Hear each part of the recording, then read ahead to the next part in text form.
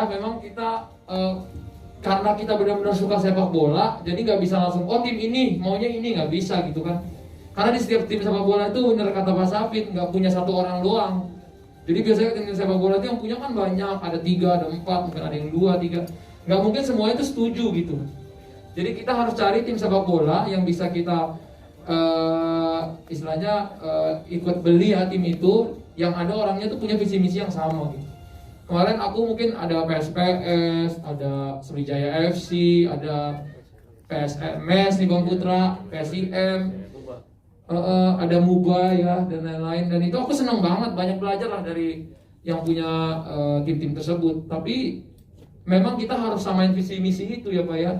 Tinggal lihat Pak Safin, saya bilang kayaknya Bapak saya akan suka banget sama konsepnya tim Bapak gitu, dengan ada training ground, kita mau buat pemain muda. Karena itu mimpi aku ngomong sama bro putranya dari dulu, bro kita harus bikin dari liga anak kecil, dari SSB gitu. Aku udah bilang dari dulu gitu. Jadi ketika ngeliat wah ini visi-visinya kalian sama, malam itu juga aku ajak, mau nggak bro? Dia langsung bilang ayo gitu langsung. Jadi itu yang bikin kenapa pilih APS Pati gitu. Dan kenapa kuda ya? Kuda hitam. Kalau burung udah banyak ya. Kalau harimau juga udah ada. Ikan juga ada. Nah, cupang belum. Cupang belum. Tapi kurang garang Bang. Oh iya betul. Kalau ini gambar meriam udah ada ya kan? Meriam London. Peringkat 10 ya. Tapi nyinyir deh. Tapi kuda ini beda gitu loh, kayak apa ya? Artinya tuh kerja keras ya. Kuda ini kan lambang kerja keras, terus berlari, nggak pernah menyerah, dan loyalty-nya tinggi ke tim. Jadi pengen semua yang ada di sini kita punya loyalty sendiri gitu. Waktu aku ngomong logo kuda ini, aku takutnya ada bantahan, tapi ternyata semua tanya doang, nggak ada yang bantah, alhamdulillah.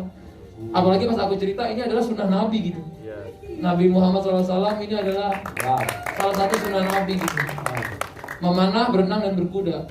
Jadi dengan melihat ini banyak belajar lah dari logo ini, kalau kita harus terus berlari gitu. Itu kalau matanya merah kenapa tak? Udahnya kecolok atau gimana tuh? Ada artinya nggak? Kurang tidur Pak, karena kita waktu bikin kurang tidur. Oh itu ada jadi merah filosofinya ya. Matanya merah. Lambang kerja keras. Kerja keras tuh kalau belum merah matanya belum kerja keras. Oh iya. Beler juga merah sih Pak. Tapi lambangannya negatif. Cukup jelas sudah? Jelas? Nanti mungkin kalau ada mau lanjutin lagi. Sudah siap belum? Oke, silakan. Ini sudah ada penanya yang pertama ya? Ya. Tuh, Mas yang baju kuning. Boleh? Silakan Mas yang baju kuning tadi rambutnya. Silakan Mas, mikrofonnya. Yang baju kuning belakang. Yang ini, baju kuning ini ya, Brazil, bukan? Iya. Brazil. Nah. Kuning ada 2 ya. Oh, ada 2 ya? Nama dari mana? Nama dan dari mana? Vino dari goal.com, mau tanya buat Mas Atta. Mungkin siapa yang menginfluence Mas Atta buat pola bola gitu kan? Mungkin tahu bola kan dari dulu, itu sebenarnya lihat liga-liga luar siapa sih yang jadi acuan. Terus sorry ya mungkin bisa jawab, ada 2 pemain yang bikin surprise, ada Nur Hidayat sama Yuda. Ya kita tahu di luar mereka dibicarakan seperti apa, dan sekarang apakah ada tugas dari Mas Atta atau dari AA untuk mengembalikan mereka, kepercayaan diri mereka dan kepercayaan publik sama mereka gimana? Terima kasih. Terima kasih Mas, luar biasa pertanyaannya, keren. Kalau ditanya yang mau menjadi acuan, memang kalau saya tadinya adalah fans berat Real Madrid, ya fans berat Real Madrid, AC Milan juga suka, Barca nggak terlalu, Arsenal, apalagi. Tapi di sini saya yang menjadi acuan adalah gini, dari dulu kan saya minat sepak bola. Tapi ketika saya mau suka sama satu klub, oke, paling saya sukanya misalnya, saya dari Pekanbaru, dari Riau, berarti PSPS. Ya udah saya sukanya karena itu. Tapi kalau kita lihat sepak bola luar kan, orang bisa suka sama tim bola itu dari daerahnya karena begitu brandingnya keren gitu. Logonya keren, bajunya keren. movementnya keren, pergerakannya keren, pemain-pemainnya keren, itu kan yang jadi idola di masyarakat gitu. Dan pemain-pemain apalagi kalau di tim-tim luar itu kan dari semakin bagus liganya, semakin bagus timnasnya. Itu yang kita pengen hegemoni ini bangkit lagi. Apalagi kan aku melihat ya, aku kan anak sosmed banget. Melihat bagaimana gara-gara sosmed anak muda sekarang tuh kebanyakan beralihnya tuh ke e-sport, ke main game gitu. Jadi suka ke sepak bola itu berkurang, nggak kayak saya dulu pas masih kecil. Dulu pas masih kecil kita belum main game online, belum dan lain-lain. Kita benar-benar nyari lapangan, bisa main bareng, mau di kampung dimanapun itu. Nah itu yang saya pengen jadi acuan. Kok sekarang orang melihatnya e-sport yang keren gitu. Kalau nggak sepak bolanya mau mulai kapan gitu. Jadi saya sebagai anak muda, sebagai milenial, YouTubers juga punya tanggung jawab untuk mengembalikan semangat anak muda untuk ke sepak bola gitu. Pertanyaan kedua.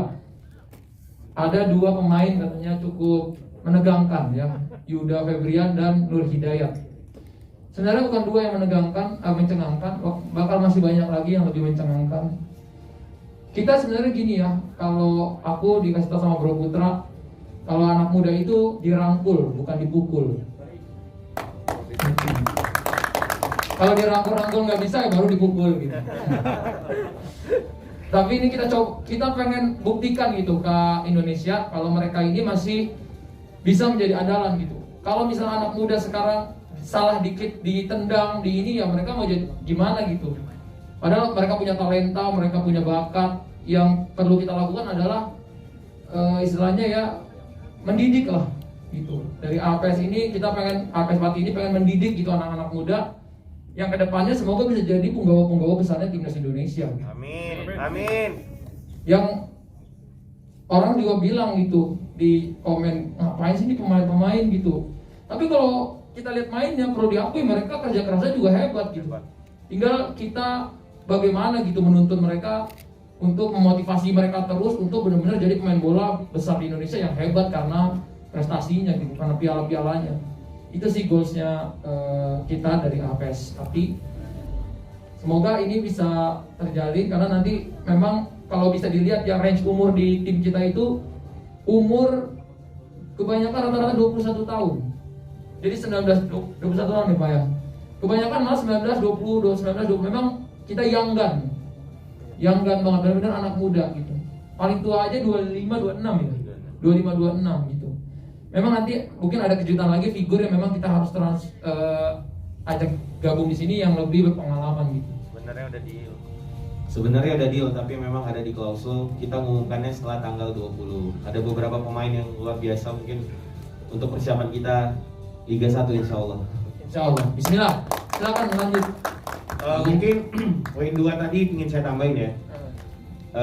Untuk Yuda Febrian, saya ingin membuktikan lah, karena usia dia itu baru 19 tahun dan kesalahannya itu sebenarnya hanya perlu kita rangkul gitu. Saya yakin dengan kerja keras Yuda Febrian, dia akan buktikan 1-2 tahun ini dia akan menjadi anak bangsa yang akan membanggakan dan memperjuangkan di timnas di Indonesia nanti. Amin. Cukup keras ya. Pertanyaannya, nilai total akuisisinya berapa? Terus yang kedua, untuk target jangka pendeknya APS Pati itu apa? Dan apakah ada target tersendiri untuk masuk Liga 1 berapa tahun? Terima kasih. Silakan. Nilai nih, nyebutin angka nih. Berapa nih ya? Kalau untuk nilai, karena memang kita menjalinnya lewat sinergi, kolaborasi. Jadi Om ini udah kita anggap keluarga kita. Kita bangunnya dari situ, bukan hanya tentang uang, gitu. Cuma walaupun memang tetap keluar uang ya Bang. Tetap nggak sedikit karena sepak bola itu kan bukan kita satu berdua gitu.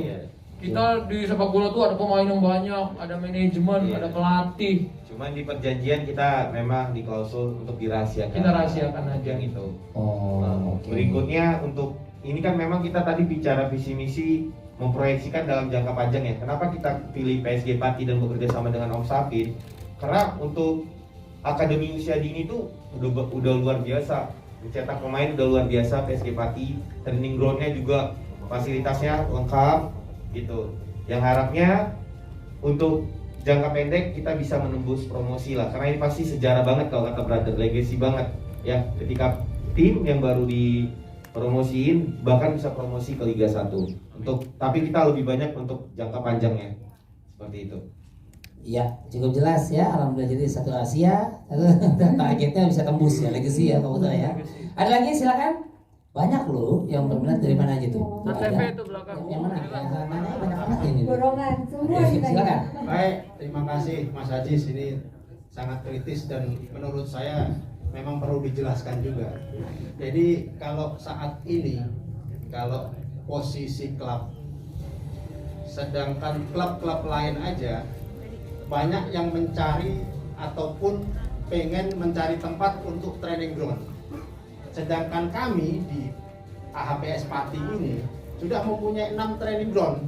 Ngapain mesti pindah segala kan gitu.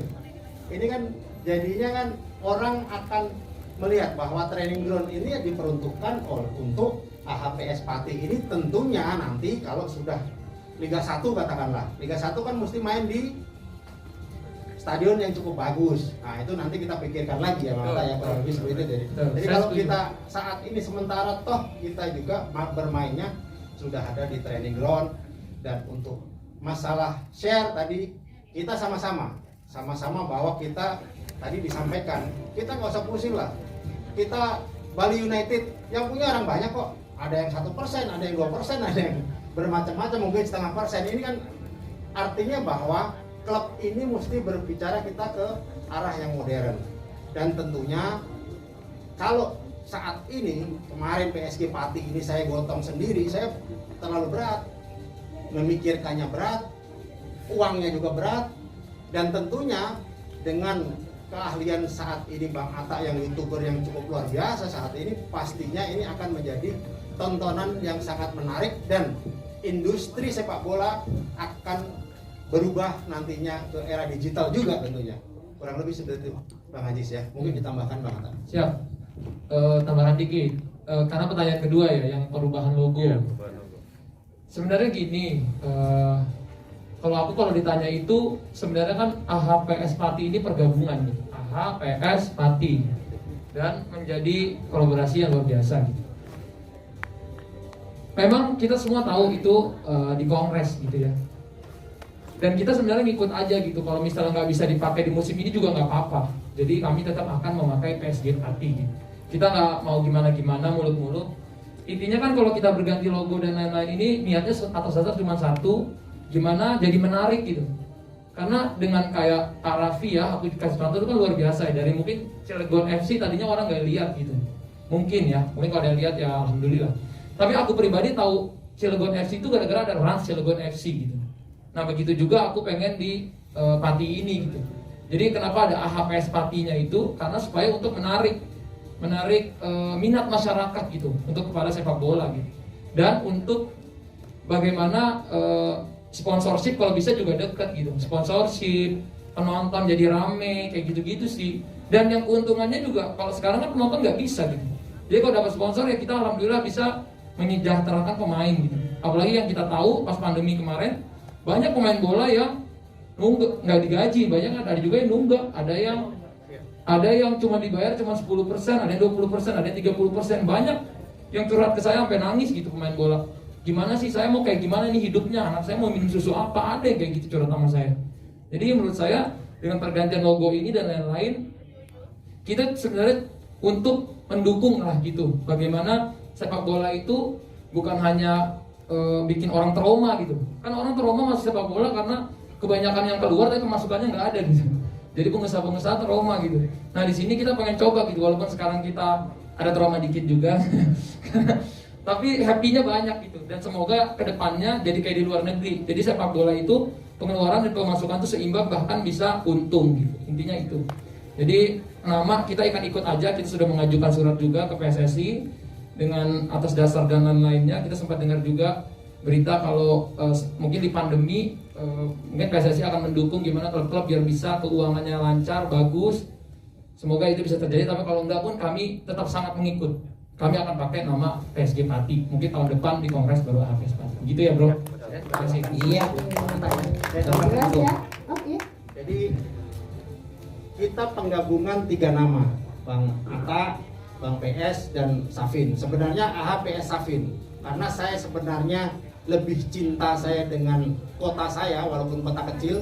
Itu kotanya Bang Ajis juga sebenarnya itu. Iya, Kota Pati Pati, itu. betul. Iya, itu kita promosikan daerah ini melalui sepak bola. Promosikan daerah melalui sepak bola tentunya ini promosi yang positif, dan beliau-beliau ini kan sudah hebat lah untuk marketing digitalnya, dan tentunya akan dengan sendirinya akan mempromosikan Pati yang dengan sepak bola ini. Kurang lebih seperti itu Bang Ajis. Iya, Nah, mungkin sebelum saya jawab, saya mau minta ini dulu deh. Mau lupa banget, saya merasa bersalah banget tadi ketika ngomong. Oleh saya pingin banget terima kasih selain sama Allah sama istri saya juga, Cid, yang iya. Oh, Saya juga Pak. Saya juga sama istri saya tuh nemenin hadir, ya ampun. Jadi bener-bener ngerasa apa ya, tadi salah banget, harusnya setelah kepada Tuhan tadi pingin banget terima kasih kepada istri. Iya benar. Istri Saya juga. saya, Makasih bener. Thank you bro. Thank you. soal istri saya udah tinggal nunggu hari, udah 9 bulan, tapi dia tetap mau hadir, support. Jujur tanpa support dia mungkin saya nggak bisa ngejalanin ini semua, karena jujur bola itu capek banget, parah, capeknya parah, lebih capek dari ngurus perusahaan ataupun YouTube mungkin. Bener. Capek itu boleh. Ya gitu.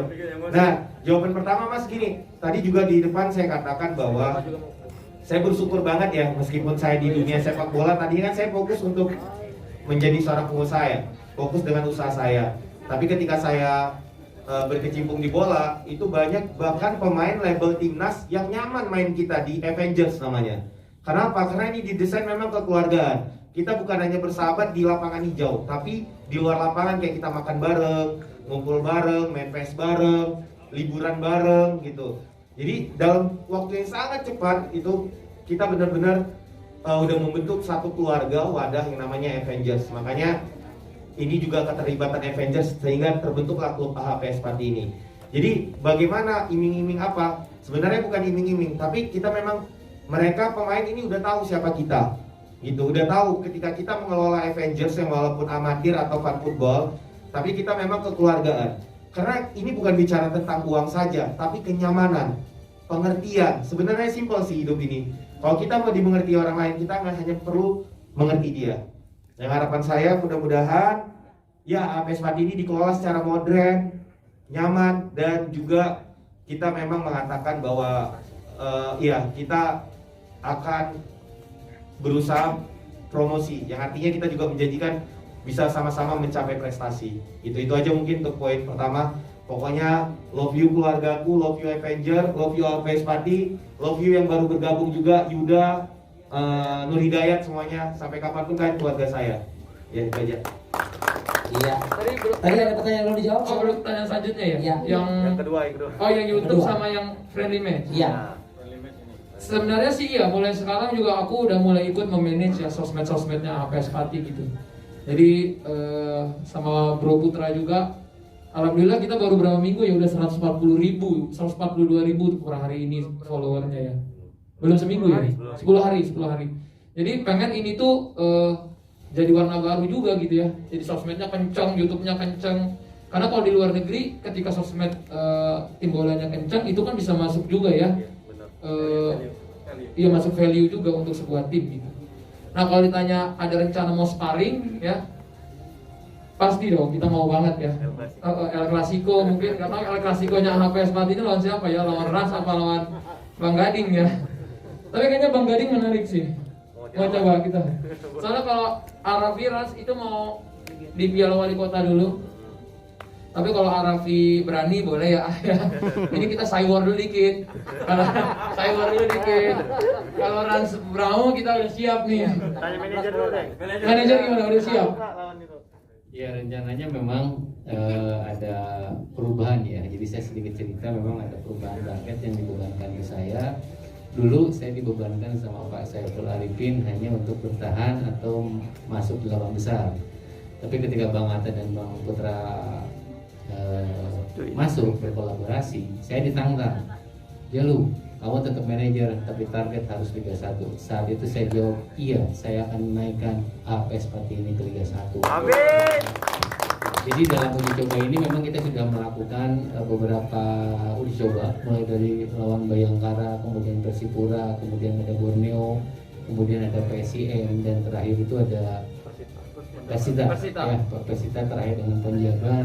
Nah, memang dalam menghadapi Piala Wali Kota Solo yang akan dilaksanakan 20 Juni sekarang, kita akan menjadi partai pembuka melawan Persis Solo ya. Ya, seperti tadi Bang Riko bilang, memang tidak mudah, tapi minimal harapan Bang Putrat bilang ke saya bahwa bangga AHPS Pati di Solo.